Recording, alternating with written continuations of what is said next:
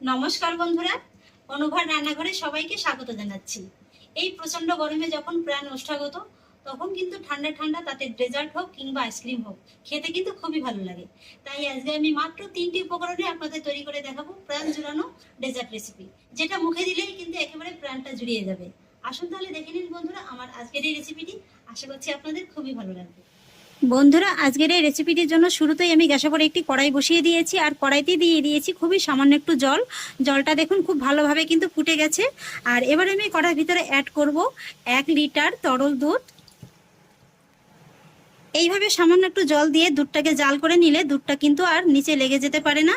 আর এখানে বন্ধুরা আমি দুধটাকে আগে একটু একবার বলক তুলে নিয়েছি, আপনারা চাইলে কাঁচা দুধটাও ব্যবহার করতে পারেন। যেহেতু আমি দুধটাকে একবার বলক তুলে নিয়েছি, তাই মিডিয়াম হাই ফ্লেমে এই দুধটাকে আমি প্রথমে 3 থেকে 4 মিনিটের মতো জাল করে নেব। তবে আপনারা যদি কাঁচা দুধটা ব্যবহার করেন সেক্ষেত্রে কিন্তু দুধটাকে 4 থেকে 5 মিনিটের মতো জাল করে নিতে হবে। আর এখানে একটু চেষ্টা করবেন ফুল ক্রিম দুধটা নেওয়ার, যেহেতু এই দুধের ভিতরে কোনো রকমের কোনো ডিম কিংবা মিল্ক পাউডার ব্যবহার করা হবে না। তাই এইভাবে যদি ফুল ক্রিম দুধটা আপনারা ব্যবহার করেন তাহলে কিন্তু আপনারা রেসিপির রেজাল্টটা ভালো পাবেন। এইভাবেই অনবরত নেড়েচেড়ে আমি দুধটাকে 3 থেকে 4 মিনিটের মতো জাল করে নেব। 3 থেকে 4 মিনিটের মতো আমি দুধটাকে খুব ভালোভাবে জাল করে নিয়েছি। আর একটু জাল করার ফলে দেখুন দুধটা কিন্তু আগের থেকে বেশ অনেকটা ঘন হয়ে গেছে। আর ঠিক এই পর্যায়ে আমি এর ভিতরে অ্যাড করব 1/2 কাপ চিনি। তবে চিনির পরিমাণটা আপনারা আপনাদের স্বাদ অনুযায়ী বাড়িয়ে কিংবা কমিয়েও দিতে পারেন। এবার এই চিনিটাকে দুধের সঙ্গে খুব ভালো করে মিশিয়ে নেব। তারপর মিডিয়াম ফ্লেমে এই দুধটাকে আবারও 2 থেকে 3 মিনিটের মতো জাল করে নেব। যেহেতু চিনিটা দেওয়ার কারণে দুধটা কিন্তু আগের তুলনায় আর একটু পাতলা হয়ে যাবে, তাই এইভাবে একটু জাল করে নিলে কিন্তু দুধটা আবার আগের জায়গাতে চলে আসবে। আর এই 3-4 মিনিটের ফাঁকে চলুন ডেজার্টটা সেট করার জন্য আমি একটি কর্নফ্লাওয়ারের মিশ্রণ তৈরি করে নেব। আর সেই জন্য একটি বাটির ভিতরে নিয়ে নিয়েছি 1/2 কাপ নর্মাল তাপমাত্রায় থাকায় তরল দুধ। এই দুধের ভিতরে অ্যাড করব 1/2 কাপ মতো কর্নফ্লাওয়ার। এখানে কিন্তু বন্ধুরা দুধটা একেবারে গরম নিতে যাবে না, তাহলে কিন্তু কর্নফ্লাওয়ারটা দেওয়ার সঙ্গে সঙ্গে দলা পেকে যাবে। এবার আমি এই কর্নফ্লাওয়ারটা দুধের সঙ্গে খুব ভালো করে মিশিয়ে নেব। আর এখানে আমি বন্ধুরা কোনো রকমের কোনো আগার আগার পাউডারটা ব্যবহার করছি না। আগার আগার পাউডার ছাড়াই কিন্তু ডেজার্টটা খুব সুন্দরভাবে বসে যাবে। তবে আপনাদের হাতের কাছে যদি পাউডারটা থাকে সেক্ষেত্রে এখানে আমি যে 1/2 কাপ কর্নফ্লাওয়ার দিয়েছি, 1/2 কাপের পরিবর্তে তার থেকে একটু কম নিয়ে 1 টেবিল চামচ আগার আগার পাউডার মিশিয়ে নেবেন, তাতেও কিন্তু খুব সুন্দরভাবে হয়ে যাবে। এই যে দেখুন কর্নফ্লাওয়ারটা কিন্তু আমি দুধের সঙ্গে খুব ভালোভাবে মিশিয়ে নিয়েছি। আর এদিকে দুধটাও দেখুন আরো 2 থেকে 3 মিনিটের মতো জাল করে নিয়েছি, যার কারণে দুধটা কিন্তু আবার আগের জায়গাতে চলে এসেছে। এবার কিন্তু গ্যাসের ফ্লেমটাকে একেবারে লো করে দিতে হবে। আর তারপর এই কর্নফ্লাওয়ারের মিশ্রণটা এইভাবে অল্প অল্প করে দিতে হবে, আর ভালো করে নেড়েচেড়ে মিশিয়ে নিতে হবে। একবারে কিন্তু পুরোটা দেওয়া যাবে না, তা না হলে কিন্তু আবার একই সঙ্গে জমাটটা বেঁধে যাবে। এটা দেখবেন দিতে মিশাতে মিশাতেই কিন্তু অনেকটা ঘন হয়ে গেছে। আর এইভাবেই কিন্তু অনবরত নেড়েচেড়ে নিতে হবে।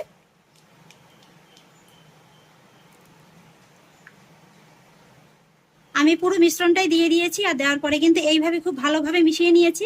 এইভাবে কিন্তু খুব ভালোভাবে মিশিয়ে নিতে হবে, তা নাহলে কিন্তু আবার ডেলা ডেলা পাকিয়ে যাবে। এই যে দেখুন বন্ধুরা খুব ভালোভাবেই কিন্তু মেশানো হয়ে গেছে।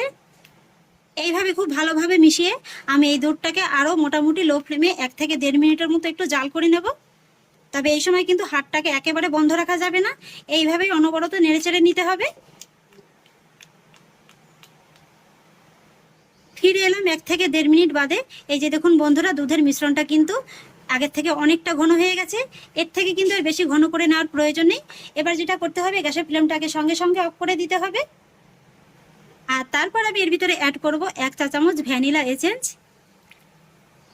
এখানে আপনারা যদি ভ্যানিলা এসেন্সটা অপছন্দ করেন সেক্ষেত্রে কিন্তু এলাচ গুঁড়োটাও ব্যবহার করতে পারেন। এবার আমি এসেন্সটাও এই মিশ্রণের সঙ্গে খুব ভালোভাবে মিশিয়ে নেব। এসেন্সটাও আমি খুব ভালোভাবে মিশিয়ে নিয়েছি। আর এবার যেটা করতে হবে এই মিশ্রণটা আপনারা যে পাত্রে বসাবেন সেই পাত্রটা কিন্তু সঙ্গে সঙ্গে ঢেলে দিতে হবে। আর সেই পাত্রের গায়ে কিন্তু সামান্য একটু সাদা তেল মাখিয়ে নিতে হবে। এখানে আমি কেক মোল্ড নিয়েছি, আপনারা কিন্তু যে কোনো ধরনের পাত্র ব্যবহার করতে পারেন। পুরো মিশ্রণটা আমি কেক মোল্ডে ঢেলে নিয়েছি। আর এবার আমি এইভাবে একটু লেবেল করে নেব। তারপর এইভাবে একটু হালকাভাবে ট্যাপ ট্যাপ করে নিতে হবে, এতে করে সব দিকে সমানভাবে একেবারে ছড়িয়ে যাবে। মিশ্রণটাকে আমি খুব ভালোভাবে সেট করে নিয়েছি। আর এবার আমি মিশ্রণের মোলটাকে নর্মাল হাওয়াতে রেখে খুব ভালোভাবে ঠান্ডা করে নেব। তারপর নর্মাল ফ্রিজে রেখে দেবো 4 থেকে 5 ঘন্টার মতো। মোটামুটি এটাকে ততক্ষণে রাখতে হবে যতক্ষণ না পর্যন্ত ডেজার্টটা খুব ভালোভাবে সেট হয়ে যাচ্ছে। ফিরে এলাম 5 ঘন্টা বাদে। আর এই 5 ঘন্টার ভিতরে দেখুন এটা কিন্তু খুব সুন্দরভাবে একেবারে সেট হয়ে গেছে। এই যে দেখুন, আর এই 5 ঘন্টার ভিতরে দেখুন এটা এত সুন্দর সেট হয়েছে যে এই যে দেখুন, এই যে বাটির ভিতরে ধার থেকে কিন্তু এটা এইভাবে আলতো হাতে একটু একটু চাপ দিলেই কিন্তু দেখবেন খুব সহজেই একেবারে ছেড়ে যাচ্ছে। এই যে দেখুন, এবার আমি এটাকে একটু ডিমোল্ড করে নেব।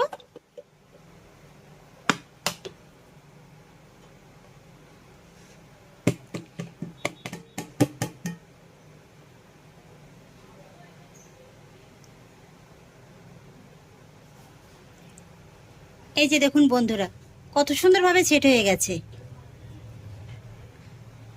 আর বাটির ভিতরে সামান্য একটু তেল মাখিয়ে নেওয়ার কারণে কিন্তু এই পুডিংটা খুব সহজেই একেবারে বাটি থেকে ছেড়ে দিয়েছে। আর এই যে দেখুন এটা একেবারে কত সুন্দর হয়েছে, দেখে নিশ্চয়ই বুঝতে পারছেন যে এটা কতটা একদম পারফেক্ট ভাবে হয়েছে। আপনারা কিন্তু এই ডেজার্টটা এইভাবেও শুধু খেতে পারেন, তবে আমি দেখার একটু সৌন্দর্যের জন্য আর খেতে আরেকটু সুস্বাদু বাড়ানোর জন্য এর উপর থেকে ছড়িয়ে দেবো কিছুটা পরিমাণে পেস্তা বাদাম কুচি, সেই সঙ্গে ছড়িয়ে দিচ্ছি কিছুটা পরিমাণে জাফরান।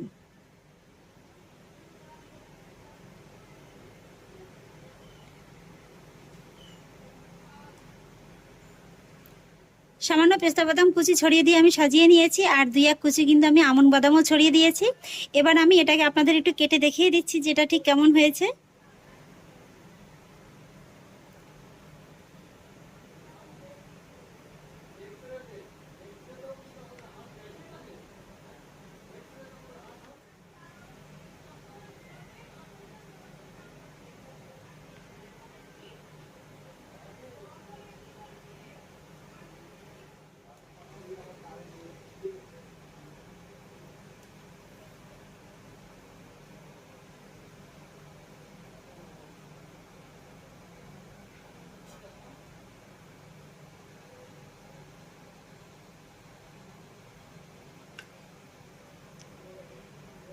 এই যে দেখুন বন্ধুরা, আশা করি নিশ্চয়ই দেখে বুঝতে পারছেন আমার এই কাঁটাটা দেখে যে এটা কতটা সফট হয়েছে, কতটা ক্রিমি হয়েছে।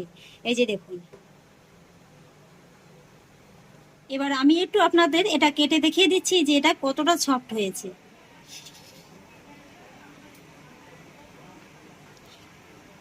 আশা করছি নিশ্চয়ই দেখে বুঝতে পারছেন, এটাতে আর বলার কিছুই নেই। এই যে দেখুন বন্ধুরা, কোনো রকম আগার আগার পাউডার ছাড়াই, ক্রিম ছাড়াই একেবারে ক্রিমি টেক্সচারের একটা ডেজার্ট রেসিপি। আর এটাকে আপনারা ডেজার্ট কিংবা মিল্ক পুডিং যেটাই বলেন না কেন, এই গরমে কিন্তু ঠান্ডা ঠান্ডা খেতেই খুব ভালো লাগে। মন প্রাণ কিন্তু একেবারেই জুড়িয়ে যাবে, মুখে দেওয়া মাত্রই কিন্তু একেবারে মিলিয়ে যাবে, যাকে বলে একেবারে তুলোর মতো নরম। এটা বন্ধুরা তুলোর থেকেও যদি নরম হয় সেটাই কিন্তু। তাহলে আশা করছি বন্ধুরা খুবই কম খরচে আমার আজকের এই মন প্রাণ ঠান্ডা করার মিল্ক পুডিং রেসিপিটি আপনাদেরও খুব ভালো লেগেছে। যদি ভালো লেগে থাকে তাহলে আমাকে অবশ্যই একটা লাইক এবং কমেন্ট করবেন, সেই সঙ্গে বন্ধুদের সঙ্গে শেয়ার করবেন। আর প্লিজ বন্ধুরা, যদি আমার পরিবারের নতুন সদস্য হয়ে থাকেন তাহলে একটা সাবস্ক্রাইব করে পাশে থাকা বেল আইকনটি প্রেস করে দেবেন। ফিরে আসছি এরকমই পরের অন্য কোনো নতুন রেসিপি নিয়ে। সবাই ভালো থাকুন, সুস্থ থাকুন, ধন্যবাদ।